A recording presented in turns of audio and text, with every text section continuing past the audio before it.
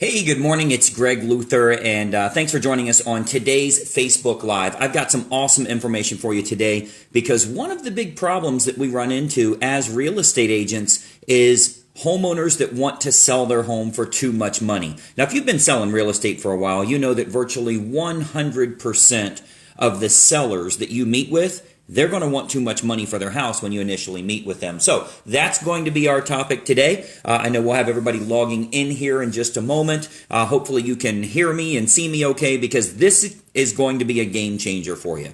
I think if you get this right, when you meet with that homeowner face to face and you start to think about, what's my presentation going to look like? And when we get to the numbers, when we get to how much do they want for their house, how do I handle that appropriately? Tell them they're completely out of their mind without losing credibility with them, and ultimately get them to the right price. So that's going to be our topic here. I'll spend a few minutes on that today just to show you one of the techniques you can use to get a favorable response, to get them to price the home at the right number. Now, by the way, for those of you that are interested in a deep dive on how to get more sellers, how to get a lot more listings, I'm actually doing a call here very soon on that. You're welcome to go to luthercall.com and register for that call. It's totally free. I'd love to just kind of show you, here are some marketing approaches that will get you some more sellers, because ultimately, whoever's got the listings is the one that makes all the money, right? So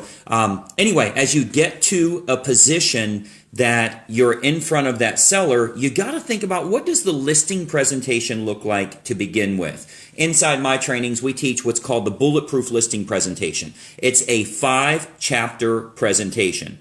So much like reading a book, you have to read it chapter by chapter. That's how you're giving your listing presentation. Because all the homeowner cares about is, how much can you sell it for, and what do you charge?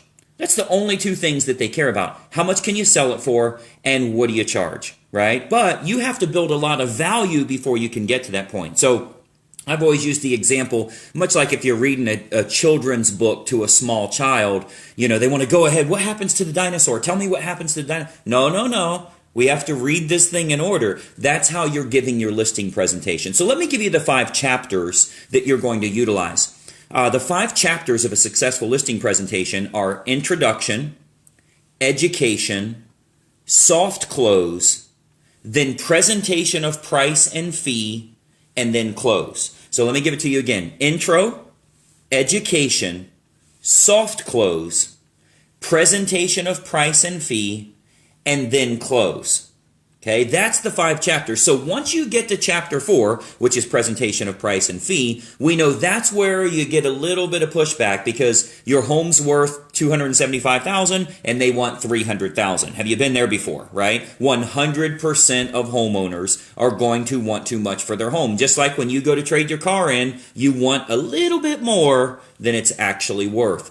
Completely normal. Has nothing to do with the motivation of the client by any means. They're just trying to get as much as possible, but you don't want to get on the side of them negotiating against you. Your homeowner, your client, when you're trying to list that property, you don't want to be on the side of them negotiating against you. It's crucial that you stay on their side of the fence. So, the only way this technique is going to work for you is if you make sure that you've built enough value in the education phase, chapter 2, in the education phase, you've built enough value to show that what you do, the marketing you have in place, will be able to sell that home for more money than any other agent would be able to sell it for. Now, when you get to pricing, you can use this technique that I'm getting ready to show you here. Okay? Are you ready? I'm going to show you exactly how this works. Be ready to take some notes on this.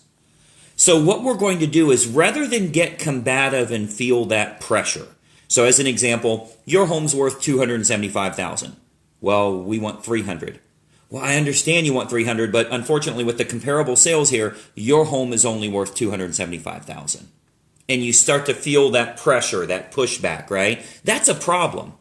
So anytime I'm working with agents, I show them you got to relieve that pressure. You got to get rid of that. And one of the best ways to do that is to explain to them, if you do use comps, which I usually recommend we don't even use comparable sales. You're asking for trouble if you do that. I'll do another Facebook Live on that to show you why that is. But once you get to that point in pricing the home, you say it's worth $275 and they say $300,000, you do not want to fight them on that. You actually want to agree with them. And I know what you're thinking. You're thinking, wait a minute, Greg, what are you talking about? You don't want to agree with them. What, are you just going to list it for $300,000? Absolutely not. We're going to get it at the right price, but I'm not going to get combative with them. So how do we do that? Your home's worth $275,000. Well, I want $300,000. Well, that's great news for me. I actually work on commission. Heck, I want to sell it for $1 million. You're going to have to talk me down. Now, what's going to happen? Let me be honest with you, Mr. and Mrs. Homeowner. If anybody can sell your home for $300,000, I can assure you it's going to be me. I mean, I showed you all of this marketing that we do, and cost is a factor of supply and demand. So the more demand we can create on your property, the more it's going to sell for. So since I work on commission, that's great news for me. I'd love to be able to sell this thing for $300,000. And again, of anybody you would interview, nobody can sell it for more money than me. So here's the issue. If my marketing is as good as I say it is, we're going to run into a problem. That problem is that I list the home for $300,000. My marketing sells the home for $300,000 because trust me, as good as our marketing is, heck, I could trick somebody into paying more than it's actually worth. But the problem is, if I can get someone willing to pay $300,000, the issue we're going to have is the appraiser is going to come in the next day. And when the appraiser comes in, he's going to look at all of what's called comparable sales. So what you and I have to do as a team, I want to get $300,000. I want us to sell your home for $300,000. But what you and I have to do as a team is we have to get what's called empirical data so that I can go to bat for us and justify that bigger price. Now, I can tell you I've got some comparable sales in my bag here. I can't get it over $275,000. But again, I work on commission. I want to get the $300,000 that you want to get. And frankly, my marketing could sell it for that. I mean, this is one of the nicer homes I've been in. I think it pretty much sells itself. So what you and I have to do now is we have to get some empirical data together as a team so that when I do sell your home, I can go to bat for us with the appraiser. Obviously, you guys have a reason for your $300,000. Show me the data that you have so that we can then get this thing to the closing table. Show me what you got for the $300,000. Now, they realize, holy crap, maybe that's not going to work for me, right? Maybe I can't do that. Maybe just because I want that number, you've heard people say, well, we paid $290,000 and I'm certainly not going to sell it at a loss. Well, if we can't get $5,000 at closing so that we can use that on our next property, I'm just not going to sell at all. So you have to know how to handle these objections. I teach a lot of that stuff. There's lead generation, but then there's lead conversion. And lead conversion is where you really have to get good at psychological triggers that your homeowner is going to have so that you stay on their side of the fence and you don't create an argument. Because if I say one thing and they say the opposite, you're actually arguing. Whether there's any tension there or not, it's friction, right? It doesn't feel good to them. So that's all we have to do is agree with them. Yeah, your home is worth that much. I can sell it. And you've seen my marketing. I can sell your home for more money than any other agent. Unfortunately, the empirical data that I have shows we're only worth $275,000. I'd love to sell it for $300,000. Show me the data you have so I can go to bat for you. This is an awesome approach. You have to know how to do it. You have to know what to say. You have to know how to do this the right way for you to get your desired result. But ultimately what happens is the homeowner realizes you can't sell your home based on what you want. You can only sell it based on what it's worth. One of the other tricks that we use, I shouldn't say tricks, it's really a technique, but it's true, is they'll say, oh, well, I can get an appraiser to appraise it at anything you want. I'd say, years ago, before the crash, we used to be able to get an appraiser to give us any number we want. Unfortunately, all those appraisers are in jail now, so we actually have to use, and I'll use that kind of jokingly, right? But it shows them like, yeah, we used to be able to get fake appraisals. We can't do that anymore. We have to have empirical data that shows exactly what the home's worth. And that's part of the reason we don't use comparable sales when we meet with homeowners. you're in bad shape if you're using comparable sales. So I'll do another Facebook Live on that. Again, if you want a deeper dive on how you get more sellers, you can go to luthercall.com.